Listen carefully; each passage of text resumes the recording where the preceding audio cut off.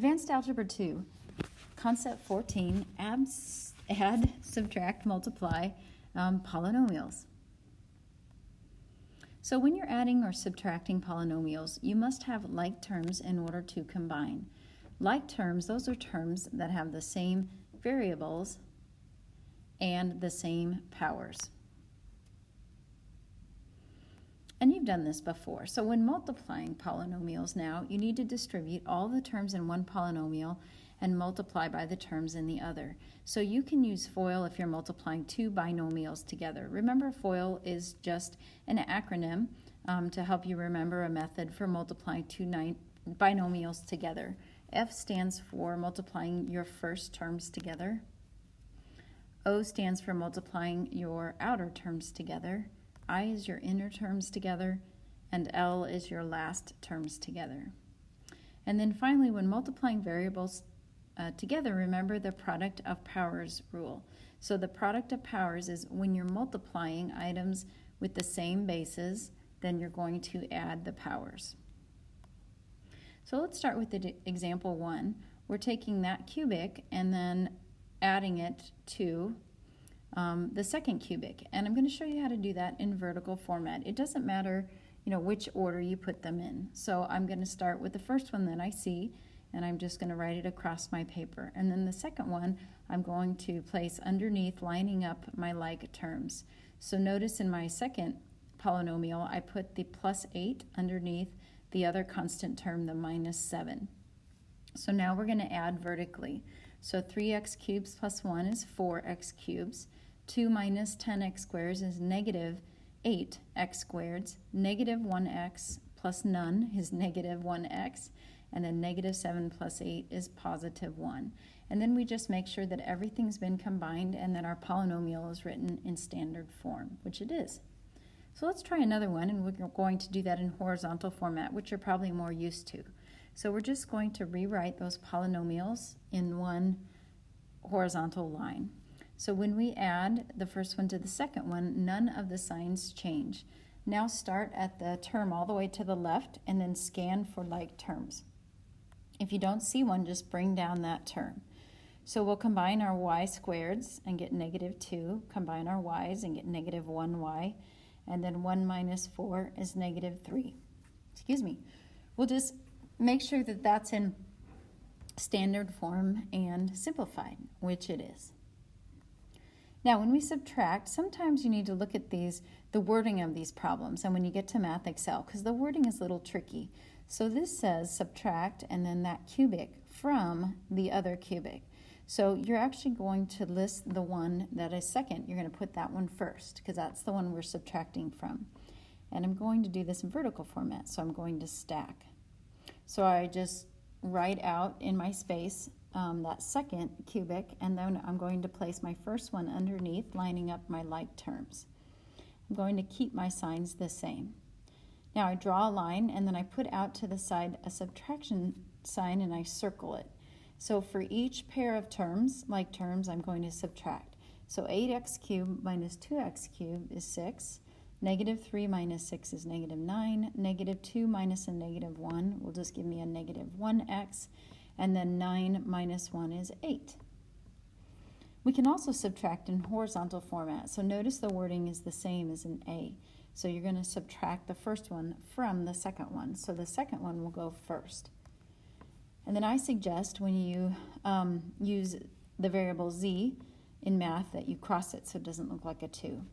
Notice I put the second one in a parentheses just to show that I need to subtract each part. So when I rewrite, I'm going to distribute that negative or subtract each part.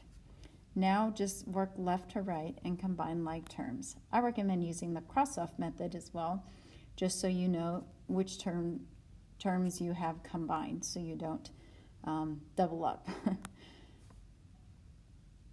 So our final answer is -z squared plus 2z, and we should have a +4 at the end. Hopefully we do. Yes, there it is. Okay, that's our final answer. So those are some examples of adding and subtracting polynomials. Just make sure you are combining your like terms. Now let's talk about multiplying. Now I'm going to show you how to multiply in a vertical format, which you may not have seen before, but you can do.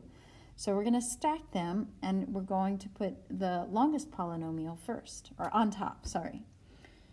And then the other one is going to go underneath it, and you're going to right justify it. So you're going to scoot it. There's two terms, so those two terms are underneath the last two terms in our top polynomial. Now, just like in multiplication, our double column multiplication, we'll start with -3, and we'll take that times 4, which is -12. -3 times 2x is -6x, and -3 times -x squared is positive 3x squared. Now we drop down to the next line and we put a 0 placeholder, and then you're going to take your x times 4, which is 4x, x times 2x, which is positive 2x squared, and x times -x squared, which is -x cubed. Draw your line, put a big plus sign out to the side, and circle it. So now let's work left to right and add our like terms. So our first one, you just bring down -x cubed plus 5x squared minus 2x minus 12. Everything's in standard form and combined. You can also just multiply all in a line in a horizontal format. I personally like to put the smaller polynomial first, the one that has fewer terms, but it really doesn't matter. All you need to make sure that you do is that you take each term in the first polynomial and multiply by each term in the second. So you can see I'm distributing. So I did y times each of those terms in my second polynomial, and I got 3y cubed minus 2y squared plus 2y. Now I'm going to move to my plus 5 in my first expression and multiply times all the terms in my second. And I get 15y cubed minus 10y plus 10. Now just work left to right and combine like terms. So bring down your 3y cubed. You're going to combine your y squareds, 13y squared. Combine your y's, so -8y plus 10. And that's all you can do, just after you multiply and then combine like terms. Sometimes you'll multiply 3 binomials together, and there's not a way to do it all at once, so you just multiply 2 together and then take that product times the third. So I'm starting with x minus 1 times x plus 4, and I'm foiling, and I get x squared plus 3x minus 4. Now I'll take that times x minus 5. So I'm going to take my first term, x squared, and distribute it to both of the terms in my second. So I get x cubed. Now I make a mistake there, but I catch it, okay? So it should be plus 5x squared. So let's keep going. Positive 3x squared plus 15x, and then move to your -4 and multiply. -4x minus 20. Now bring down, I haven't caught the mistake yet, so as you know, it should be plus 8x squared plus 11x minus 20, and there I catch it. All right, so final answer is x cubed plus 8x squared plus 11x minus 20. Now here's some special product patterns. The first one, that sum and difference pattern, you definitely want to memorize. So if you have two binomials multiplying together, same terms, opposite sign, you will always get the first term squared minus the second term squared. You may already know that pattern. The next two patterns I don't even have memorized and use, but if you want to, you can.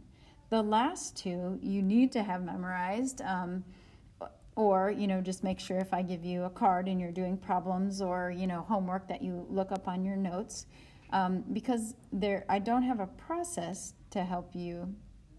Well, actually I do have, you can just multiply, but when we go to factor these, you want to memorize. So you can multiply them all out, but using the pattern is helpful. It's nice. So let's try A. So notice that A has two terms, 4n and 5, and one is the sum and one's the difference. So when you multiply those together, you get the first term squared, which will be 16n squared, minus the second one squared, which is 25.